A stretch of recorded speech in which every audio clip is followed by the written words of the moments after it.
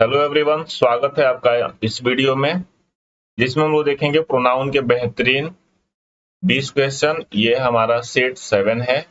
जैसा कि आपको पता है कि हम पर सेट 20 क्वेश्चंस कर रहे हैं। तो ये इस सेट में हम लोग देखेंगे क्वेश्चन नंबर 121 से लेकर के 140 तक। तो चलिए वीडियो को शुरू करते हैं। और वीडियो को शुरू करने से पहले बता दूं, मेरा नाम है रवि रंजन और आप देख रहे हैं इंग्लिश दर्शन। ये जो पर्टिकुलर सेट है, इसमें ज्यादातर आपको क्वेश्चंस मिलेंगे पजेसिव केस वाले, ठीक है ना। जो पजेसिव केस होता है अपना, अब पजेसिव केस में दो शब्द होते हैं, एक होता है पजेसिव एडजेक्टिव और एक होता है पजेसिव प्रोनाउन, ठीक है। उसी से रिलेटेड वे ये सेट है, ठीक है। तो सबसे पहले हम लोग देखते हैं क्वेश्चन नंबर 121। दिया हुआ है एवरीथिंग डिपेंड, ठीक है। Everything depend upon them coming on time, ठीक है ना। अब यहाँ पे दिक्कत क्या है, सबसे पहले तो जो ये एवरीथिंग लिखा हुआ है इसके साथ आप सिंगुलर हेल्पिंग वर्ब का प्रयोग करते हैं। तो ये जो लिखा गया है, ठीक है ना, ये आप क्या करेंगे, सिंगुलर हेल्पिंग वर्ब या फिर वर्ब का प्रयोग करेंगे। जो भी रहेगा सिंगुलर ही रहना चाहिए, ठीक है। यहाँ पे ये जो लिखा गया ये क्या है, गलत है। तो ये गलत है, यानी कि हमको सुधारने की जरूरत पड़ेगी, ठीक है। तो अब यहाँ पे दिया depends upon them coming late, नहीं होगा, ठीक है ना। अब देखो यहाँ पे ये जो कमिंग है ना, यहाँ पे नाउन के रूप में काम कर रहा है और नाउन के पहले हमको चाहिए पजेसिव एडजेक्टिव, यानी कि होना चाहिए था क्या, डियर, ठीक है। तो यहाँ पे आंसर क्या बनेगा, सबसे पहले होना चाहिए डिपेंड्स, ठीक है ना। उसके बाद हो जाएगा क्या, अपॉन, यहाँ पे हो जाएगा डियर, उसके बाद से हो जाएगा क्या, कमिंग, ठीक है। तो यहाँ पे होना चाहिए answer C, depends on their, depends upon their coming on time, ठीक है। तो ये इसका आंसर बनेगा सी। क्वेश्चन नंबर 122 देखते हैं। It is PT that no one in the family, PT मतलब होता है दयनीय, ठीक है ना, दुख की बात है ना। On, no on in the family disapproves by his getting up, ठीक है ना। अब पहली बात की ये जो डिसअप्रूव वर्ब होता है इसके साथ आप फिक्स प्रीपोजिशन के रूप में ऑफ लगाते हैं, ठीक है। तो सबसे पहले तो आप यही समझ लीजिए, यहाँ पे डिसअप्रूव्ड के बाद बाय लिखा है, ये गलत हुआ। यहाँ पे ऑफ लिखा है, आंसर हो सकता है। यहाँ पे दैट लिखा है, ये आंसर नहीं होगा, ठीक है। यहाँ पे लिखा है डिसअप्रूव्ड वाई, ये भी क्या है, गलत है, ठीक है। तो आंसर बनेगा डी। लेकिन क्यों आंसर डी बनेगा, हम लोग इसको इसके बारे में सोचते हैं, ठीक है ना। अब देखो यहाँ पे बाई लिखा था, ये तो गलत हो गया। यहाँ पे ही सही था। इसके बाद ये जो गेटिंग लिखा है ये नाउन की तरीके से इस्तेमाल होता है, ठीक है ना। आप हमेशा ध्यान रखिएगा कि V1 प्लस ING अगर आता है तो आप उसको एज अ नाउन इस्तेमाल कर सकते हैं जीरंड के रूप में, ठीक है। तो यहाँ पे आप disapproves of his getting up late, ये हमारा आंसर बनेगा। आंसर बनेगा यहाँ पे बी। क्वेश्चन नंबर 123 देख लेते हैं। आई insisted on him acting on all my instruction, ठीक है ना। देखिए अब यहाँ पे जो एक्टिंग है ये काम कर रहा है क्या, आई इंसिस्टेड ऑन व्हाट का जवाब देगा, तो व्हाट का जवाब देगा तो क्या हो जाएगा, नाउन बनेगा। तो नाउन के पहले हमको चाहिए क्या, पजेसिव एडजेक्टिव चाहिए, ठीक है ना। पजेसिव एडजेक्टिव मैं आपको यहाँ पे रिकॉल करवा दे रहा हूँ। जैसे आप प्रयोग करते हैं माई, ठीक है ना, आपने प्रयोग किया क्या, आवर, या आपने प्रयोग कर लिया यू, ठीक है, हीज, हर, ठीक है, इट्स, और एक शब्द होता है क्या, डियर, ठीक है। ये सारे के सारे क्या है, पजेसिव एडजेक्टिव हैं। इनके बाद जब भी आए नाउन आना चाहिए या फिर कोई भी ऐसा शब्द आए जो नाउन का काम करे, ठीक है। तो इंसिस्टेड ऑन तो लिखना ठीक है, लेकिन हिम यहाँ पे गलत हो जाएगा। यहाँ पे होना चाहिए क्या, हीज, क्योंकि हिम का प्रयोग हम लोग करते हैं ऑब्जेक्टिव केस में, ठीक है। और ऑब्जेक्टिव केस के बाद नाउन की जरूरत नहीं है, पजेसिव केस चाहिए यहाँ पे, ठीक है। तो यहाँ पे दिया है ऑन हिज एक्टिंग ऑन, है ना, इन हिम ये गलत हुआ, ऑन हिज एक्शन ऑफ ये भी गलत हो जाएगा। अब यहाँ पे दिया हुआ है इन हिज एक्टिंग ऑन, ये भी गलत हो जाएगा क्योंकि इंसिस्टेड के बाद ऑन ही आता है प्रीपोजिशन, तो आंसर बनेगा ए। क्वेश्चन नंबर 124 देख लेते हैं। Americans do not object my calling them by their first name, ठीक है। यहाँ पे ये जो क्वेश्चन कहा जा रहा है इसमें आपको बताना है कि एरर इसमें क्या है, ठीक है ना। देखो अमेरिकन्स डू नॉट ऑब्जेक्ट दिया हुआ है, इसमें कोई दिक्कत नहीं है। यहाँ पे दिया माई कॉलिंग देम, ठीक है ना। अब ऑब्जेक्ट के बाद एक प्रीपोजिशन लगता है फिक्स टू, है ना, ऑब्जेक्ट टू, जब आप किसी चीज का विरोध करते हैं वहां पे आता है object to my calling them, ठीक है ना। तो यहाँ पे हो जाएगा B, object to my calling them by their first names, ठीक है, आंसर बनेगा यहाँ पे सी। ये क्या हो जाएगा, ये मीनिंग को कंप्लीट नहीं करा इसलिए गलत हो जाएगा। बीन और कॉल्ड का कोई मतलब नहीं है, क्योंकि बीन का प्रयोग आप करते हैं या तो पैसिव में करोगे तो हैड या हैव के साथ करोगे, या फिर प्रेजेंट परफेक्ट कंटिन्यूअस टेंसेस में किया जाता है, ठीक है। तो यहाँ पे 124 का आंसर बन जाएगा क्या, 124 का आंसर बनेगा बी। अब देखते हैं 125 नंबर क्वेश्चन। दिया हुआ है आवर डिपार्चर, डिपार्चर मतलब होता है कहीं से कहीं पे पहुंचना, कहीं से निकलना, ठीक है ना। Our departure from this place now depends on, ठीक है, देख लीजिए डिपेंड के साथ ऑन आया हुआ है, depends on their coming here, ठीक है ना। डियर पजेसिव एडजेक्टिव हुआ और ये V1 प्लस ING आकर के काम कर रहा है यहाँ पे किस चीज का, नाउन का, ठीक है। तो यहाँ पे इस सेंटेंस में पर्टिकुलर कोई दिक्कत नहीं है, आंसर बनेगा नो एरर, ठीक। My father agreed with my going alone, दिया हुआ है my father agreed with my going alone for the examination. अब यहाँ पे आपको समझने वाली बात है कि ये जो अपना वर्ब होता है क्या, एग्री,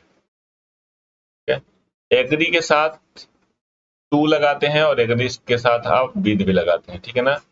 जब आपके किसी काम पे, किसी एक्शन पे किसी की सहमति हो, मतलब आपके द्वारा कुछ भी किया जा रहा है उस पे अगर सहमति होती है, उस पे अगर कोई एग्री होता है तो एग्री के साथ टू लगेगा। और अगर आपके साथ, जैसे बोलते हैं ना कि I am agree with you, मैं तुम्हारे साथ सहमत हूँ, ठीक है, तुम्हारी बातों पे सहमत हूँ तो एग्री के साथ टू लगेगा।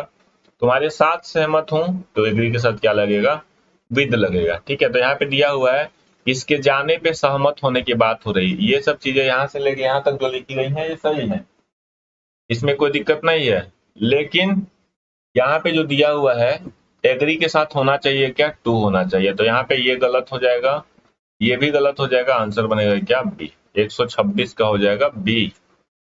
क्वेश्चन नंबर 127 देख लेते हैं। Our job was to shout their help without exhibiting, exhibiting मतलब होता है किसी चीज को प्रेजेंट करना, दिखाना, प्रदर्शित करना, एग्जिबिटिंग आवर इग्नोरेंस, ठीक है। इग्नोरेंस का मतलब होता है किसी चीज को नकारना या फिर किसी चीज पे ध्यान नहीं देना। अब यहाँ पे आपने पढ़ा होगा कहीं ना कहीं कि जो टू लगता है, टू के बाद से हम प्रयोग करते हैं वर्ब फर्स्ट फॉर्म में, ठीक है ना, ये इन्फिनिटिव जैसा भी प्रयोग होता है। और नॉर्मल भी आप टू के साथ V1 का प्रयोग करते हैं, ठीक है। तो टू के बाद शॉर्ट तो आएगा नहीं, आना चाहिए क्या, सीक आना चाहिए। सीक के बाद से डियर के बाद से हेल्प, ये आया शब्द नाउन, यहाँ पे होना चाहिए पजेसिव एडजेक्टिव, डियर भी सही है, हेल्प भी सही है, लेकिन ये जो शॉर्ट लिखा है ये गलत है, होना चाहिए क्या, सीक डियर हेल्प, ठीक है। तो यहाँ पे आप क्या करोगे, देखो ये ऑप्शन अपना गलत हो जाएगा, सीक तो लिखा है ठीक है, लेकिन देम के बाद इसकी जरूरत नहीं है। सीकिंग हेल्प ऑफ देम ये भी गलत है, क्यों गलत है, क्योंकि जो टू लिखा है वो बोल्ड पार्ट में नहीं दिया, हमें सुधारना होता है बोल्ड हिस्से वाले को, जो बोल्ड पार्ट दिया है उसको, इसलिए आप यहाँ पे एक ही आंसर बना पाएंगे, आंसर बनेगा ए। क्वेश्चन नंबर 128 दिया हुआ, my book is the one new, ठीक है, sorry my book is the new one, ठीक है, मतलब मेरी किताब क्या है, नई वाली है। That is the torn one, ठीक है ना। अब यहाँ पे देखो अगर आप इन सारे शब्दों का प्रयोग करते हैं, किसका, माई, ठीक है, आवर, ईच, हर, इट्स, डियर, एक और शब्द होता है यहाँ पे योर, इन सारे 7 शब्दों का प्रयोग करते हैं तो इसके बाद आपको लिखना पड़ता है क्या, एक नाउन, ठीक है। ये होते हैं हमारे पजेसिव एडजेक्टिव्स, इसीलिए ये नाउन को क्वालिफाई करेंगे, लेकिन इसी का आप बना देते हैं क्या, माइन, उसके बाद से हो जाता है आवर्स, उसके बाद से हो गया क्या, हीज, हर्स, इट्स का कुछ नहीं बनता है, यहाँ पे हो जाता है दियर्स, ठीक है। उसके बाद एक बनता है क्या, यहाँ पे योर्स। तो इसके बाद हमें किसी भी नाउन की जरूरत नहीं है, तो यहाँ पे क्या दिया है, यहाँ पे तो नाउन है नहीं कोई, तो जब नाउन है नहीं तो आप ये लिख नहीं सकते, ये लिखना गलत हो जाएगा, एक ही ऑप्शन बनेगा क्या, ऑप्शन बनेगा सी, योर्स का मतलब योर बुक, ठीक है। क्वेश्चन नंबर 128 का आंसर बनेगा सी। 129 देख लेते हैं। दिया हुआ है सिंस एलिजाबेथ बैरेट बोरोइंग्स, ठीक है ना, since Elizabeth Barrett Browning's father's never never approved of dash Robert Browning, ठीक है। द कपल इलोप, ठीक है ना। यहाँ पे आप इलोप का मीनिंग याद रखिए। इलोप का मतलब होता है किसी को लेकर भाग जाना।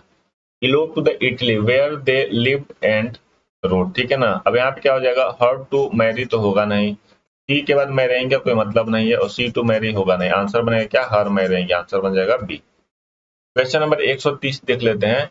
There is no possibility of dash coming late. Coming काम करेगा यहाँ पे नाउन का, नाउन के पहले चाहिए हमको क्या, पजेसिव एडजेक्टिव। आपको समझ में आ रहा होगा। अब हम थोड़ा फास्ट यहाँ पे कर रहे हैं। तो पजेसिव एडजेक्टिव के रूप में आप दे लगा नहीं सकते, देम लगा नहीं सकते, दियर्स लगा नहीं सकते, ठीक है ना। यहाँ पे आपको लगाना पड़ेगा दियर। क्वेश्चन नंबर 131 देख लेते हैं। I have brought the book its dash Ravi said assertively to all the boys present, ठीक है ना। वहां पे कहा जा रहा है कि एक बुक मैंने वहां पे लाया और मैंने पूछा, ठीक है। तो रवि ने असर्टिवली जोर देते हुए कहा कि जहां पे सारे बच्चे क्या थे, मौजूद थे, है ना। तो यहाँ पे जगह इट्स माइंड, ठीक है ना। It's mind. अब देखो, इट्स माइंड का मतलब है यहाँ पे इट इज माइंड, मतलब यह किताब किसकी है, मेरी है, ठीक है ना। अगर आप यहाँ पे ये लिखते इट इज माई, तो अब यहाँ पे आपको नाउन के रूप में लिखना पड़ता है क्या, बुक, ठीक है। तो आंसर बनेगा यहाँ पे ए। क्वेश्चन नंबर 132 देख लेते हैं। Our teacher encourage dash setting the poem to music, ठीक है ना। अब यहाँ पे सेटिंग जो काम करेगा वो नाउन के जैसा काम करेगा, ठीक है। नाउन के जैसा काम करेगा, इसके पहले चाहिए क्या, पजेसिव एडजेक्टिव। तो यहाँ पे हिज की जरूरत है, बाकी सारे ऑप्शन क्या हो जाएंगे, गलत हो जाएंगे। आंसर बनेगा A. As the airplane was ready for take off the passengers and the crew fastened themselves seat belt, ठीक है ना। अब देखिए यहाँ पे सीट बेल्ट जो बनेगा वो नाउन है, नाउन लिखा हुआ है। तो यहाँ पे रिफ्लेक्सिव प्रोनाउन की जरूरत नहीं है हमको। यहाँ पे होना चाहिए क्या, दियर सीट बेल्ट, ठीक है। दियर दियर सीट बेल्ट। तो यहाँ पे देमसेल्व्स की जगह पे क्या हो जाएगा, दियर। आंसर बनेगा डी। क्वेश्चन नंबर 134 देख लेते हैं। 134 नंबर क्वेश्चन दिया हुआ है। Only after a lot of persuasion, persuasion मतलब होता है मनाना, मान मनोबल करना, ठीक है। द इलिटरेट विलेजर, इलिटरेट मतलब अशिक्षित, विलेजर मतलब गांव वाला, अलाउड हिमसेल्फ गर्ल चाइल्ड, ठीक है ना। अब देखो यहाँ पे हिमसेल्फ की जरूरत नहीं है, होना चाहिए क्या, हिज गर्ल चाइल्ड, ठीक है ना, अपने लड़की को, ठीक है ना। To study in the school, तो आंसर बनेगा यहाँ पे हिमसेल्फ की जगह पे होना चाहिए क्या, हिज, ठीक है। आंसर बन जाएगा C. Question number 135। The fact of the fact of me being a stranger, यहाँ पे मी नहीं होना चाहिए, यहाँ पे होना चाहिए my being a stranger does not excuse his conduct, ठीक है। यहाँ पे होना चाहिए माई बीइंग अ स्ट्रेंजर, ठीक है। क्यों, क्योंकि ये जो बीइंग आया है यहाँ पे नाउन के जैसे काम करेगा ना, ठीक है ना। इस बीइंग का मतलब क्या हो जाएगा, जैसे इसका मतलब the fact of my being मतलब स्ट्रेंजर होने के नाते। Question number 136। Due to me being a newcomer, ठीक है ना। यहाँ पे बीइंग आया है, नाउन के जैसा काम करेगा। यहाँ पे होना चाहिए पजेसिव एडजेक्टिव, मी की जगह पे हो जाएगा माई। आंसर बनेगा A. I was unable to get a good house. 136 number. A good friend of me has been in London for 20 years. देखो इसमें दिक्कत कहाँ पे है, अ गुड फ्रेंड ऑफ, ये नाउन है, इसके बाद ये प्रीपोजिशन है, प्रीपोजिशन के बाद या तो आप नाउन रख सकते हैं या तो नहीं रख सकते हो, प्रोनाउन रख सकते हैं, ठीक है। तो ऑफ, अब यहाँ पे हो जाएगा माइन, ठीक है ना। A good friend of mine has been, ठीक है ना। अगर यहाँ पे माई रखते तो माई के बाद आपको नाउन चाहिए होता, लेकिन यहाँ पे नाउन तो कोई है ही नहीं। तो जब नाउन है नहीं तो आप माइन रखेंगे, mine has been in London for 20 hours. Answer बनेगा बी, ठीक है ना। यहाँ पे 20 ईयर्स लिखा है। Question number 138। What is the use of my standing, हो जाएगा यहाँ पे माई स्टैंडिंग द सेशन, ठीक। क्वेश्चन नंबर 139 देख लेते हैं। You do not know of him living the town. अब फिर यहाँ पे वही बात है कि ये जो लिविंग B1 प्लस ING काम करेगा किसका, काम करेगा नाउन का, ठीक है ना। नाउन आएगा तो इसके पहले चाहिए पजेसिव एडजेक्टिव, तो यहाँ पे हिम की जरूरत नहीं है, होना चाहिए क्या, हिज। आंसर बनेगा बी। क्वेश्चन नंबर 140 और इस सेट का अंतिम क्वेश्चन है। Premda was unhappy to hear the news of, ठीक है ना, हर सन्स फेलिंग, ठीक है ना। ये पजेसिव एडजेक्टिव है, ये नाउन है, ये नाउन के साथ पजेशन दिखाया जा रहा है, कोई दिक्कत नहीं है। In the final examination, answer बनेगा नो एरर। ठीक है, तो ये रहे आपके 20 क्वेश्चन सीट 7 के। उम्मीद है कि आप इस सीरीज को एंजॉय कर रहे होंगे। आप वीडियो को लास्ट तक देखते रहें ताकि आपको एक प्रॉपर कंसेप्ट मिलता जाएगा। आप धीरे धीरे जोड़ते जाओगे अगर, तो एक सेट में हम 20 क्वेश्चंस कर रहे हैं और इस तरीके से मुझे लग रहा है कि 45 सेट से कम नहीं आएंगे, जो कि मैंने शुरू में ही बताया है। ठीक है, तो 45 इंटू 20 अगर आप कर लोगे तो यहाँ पे 900 प्लस क्वेश्चंस होते हैं। ठीक है, तो एक सिंगल टॉपिक यानी कि किसी भी टॉपिक में इतना क्वेश्चन कर लेना अपने आप में ही किसी चीज को सीखने से कम नहीं है और आपको दोबारा से किसी रूल को पढ़ने की जरूरत नहीं पड़ेगी। तो आज के वीडियो में इतना ही। वीडियो को लास्ट तक देखने के लिए थैंक यू वेरी मच।